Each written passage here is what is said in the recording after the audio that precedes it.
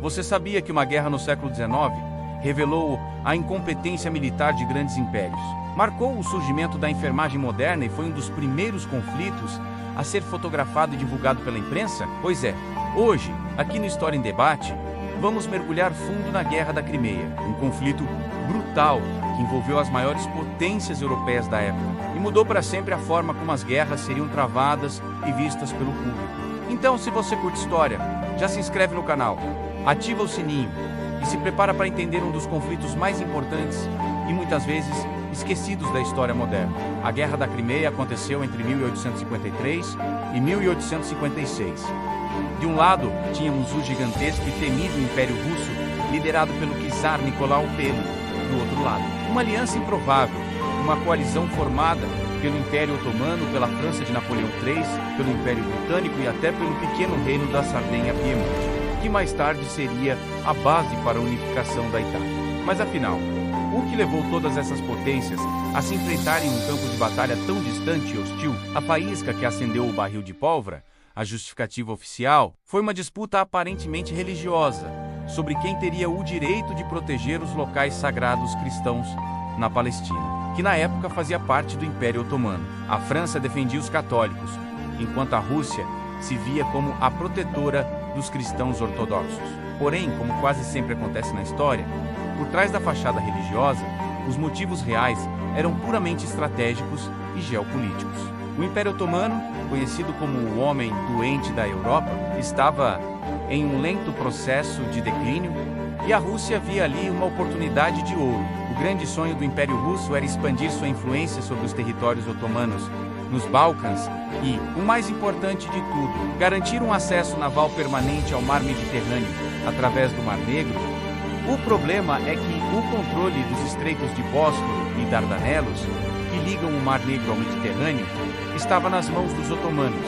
Se a Rússia conseguisse esse acesso, sua marinha poderia projetar poder por todo o Mediterrâneo, ameaçando rotas comerciais vitais e a hegemonia naval do Império Britânico. A França, por sua vez, sob o comando de Napoleão III, queria reafirmar seu prestígio na Europa e conter o avanço russo. Era um jogo de xadrez de poder e o tabuleiro estava montado. A tensão explodiu em 1853, quando as tropas russas invadiram os principados do Danúbio, territórios que estavam sob soberania otomana. Isso foi a gota d'água. O Império Otomano declarou guerra à Rússia e o conflito começou. Inicialmente, parecia ser apenas mais uma guerra russo-turca, mas a situação escalou rapidamente. Em 1854, após uma vitória naval russa na Batalha de Sinop, que foi vista como um massacre pelos ocidentais, a França e o Reino Unido decidiram intervir diretamente. Eles declararam guerra à Rússia e enviaram uma enorme força expedicionária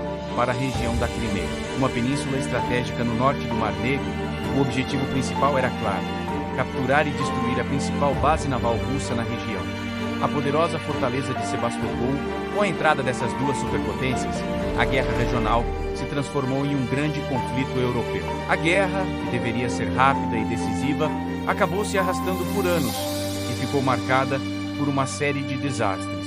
O cerco a Sebastopol foi longo e brutal, e a campanha militar como um todo foi um show de horrores logísticos.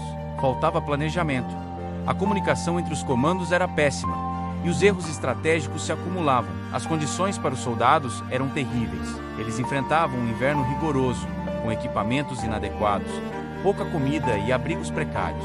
O resultado foi uma catástrofe humanitária. Um dos episódios mais emblemáticos e trágicos da guerra foi a famosa carga da Brigada Ligeira, durante a Batalha de Balaclava, devido a uma ordem mal interpretada. Uma unidade de cavalaria britânica foi enviada em uma carga suicida diretamente contra as posições da artilharia russa. Foi um massacre inútil, imortalizado em um poema famoso de Alfred Tennyson, e que se tornou um símbolo da incompetência do alto comando militar. Mas o mais chocante é que, no final das contas, o combate direto foi o menor dos problemas. A grande maioria dos soldados não morreu por balas ou canhões, mas sim por doenças como cólera, disenteria, tifo e escorbuto. Além do frio e da fome, a falta de saneamento básico e de cuidados médicos adequados transformou os acampamentos militares em verdadeiros matadouros. E é aqui que surge uma das figuras mais importantes e transformadoras da história.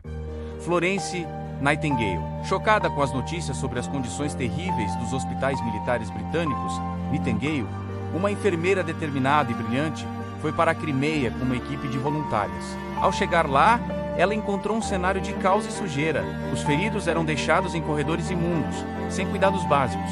Nightingale, que ficou conhecida como a Dama da Lâmpada por fazer rondas noturnas para cuidar dos soldados, não apenas cuidou dos feridos, mas revolucionou todo o sistema. Ela implementou práticas rigorosas de higiene, organizou as enfermarias, garantiu suprimentos limpos e melhorou a nutrição dos pacientes. Suas ações reduziram drasticamente as taxas de mortalidade. O trabalho dela na Crimeia não só salvou inúmeras vidas, mas também estabeleceu as bases para a enfermagem moderna como uma profissão respeitada e científica.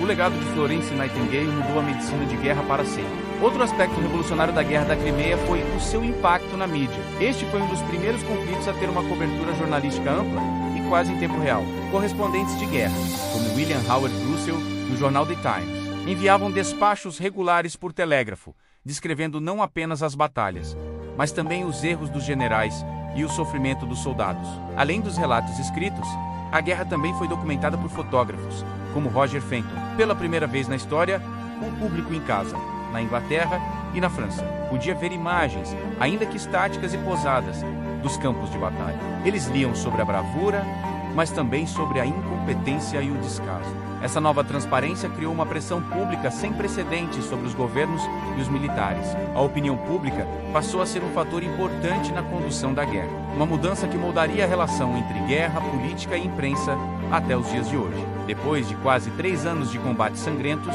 e um cerco devastador, a fortaleza de Sebastopol finalmente caiu em 1855. A morte do czar Nicolau e o esgotamento dos recursos russos abriram caminho para as negociações de paz. Em 1856, a guerra terminou oficialmente com a assinatura do Tratado de Paris. A Rússia foi a grande derrotada. Ela teve que aceitar a neutralização do Mar Negro, o que significava que não poderia mais manter uma frota militar ou arsenais em suas costas.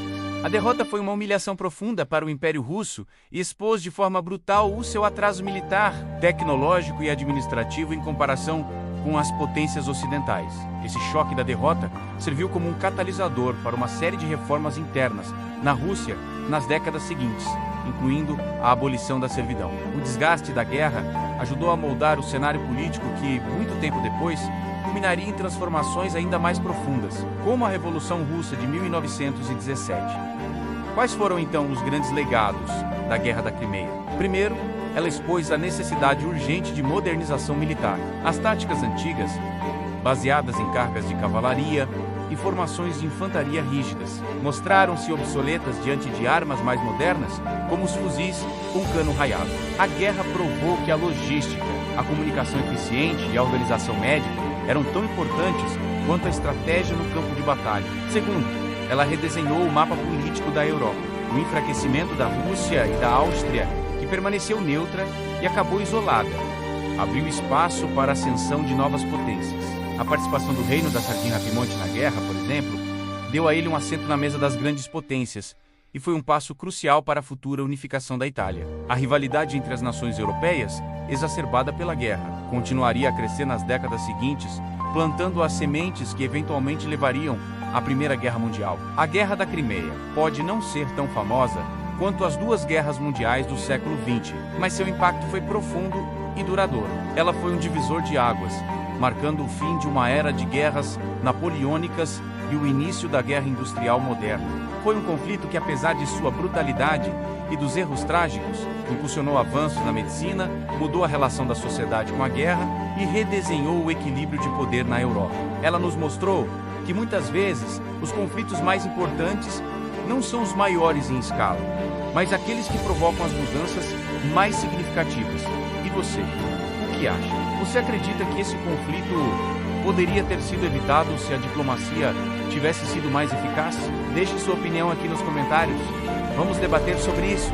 Se você gostou de aprender sobre esse capítulo fascinante da história, não se esqueça de curtir o vídeo, compartilhar com seus amigos e, claro, se inscrever no História em Debate para mais conteúdos históricos profundos e envolventes como este. Muito obrigado por assistir e até o próximo episódio.